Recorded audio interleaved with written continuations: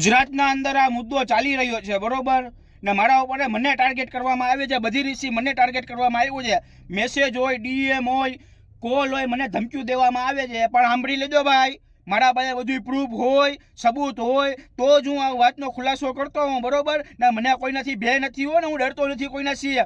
એક વાત સાંભળી લેજો, તમે મને ટાર્ગેટ કરવા માંગતા હો તો હવે હું બી મેદાનમાં છું ને તમે બી મેદાનમાં છો, સબૂત છે ને સબૂત જોવા છે.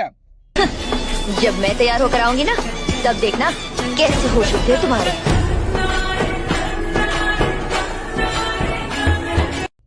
તમે જોઈ લીધું 365 છોકરાના હાર્ટ એટેક આવતા આવતા બચી ગયા, બરોબર. આ રીતે કઈ બી મુદ્દો બને, છોકરાને કાંઈ બી કાંઈ થાય તો હું પહેલા ઊભો રહીશ, ગુજરાતના અંદર હું ઊભો રહીશ, મને કોઈ નથી, બે નથી. તમે મને રસ્તામાં ગમે સેન્ડલ બેન્ડલ મારવું હોય તો મારી દેજો, વાંધો નહીં, પણ હું આ મુદ્દો ઉપાડતો રહીશ, હું ઉપાડીશ.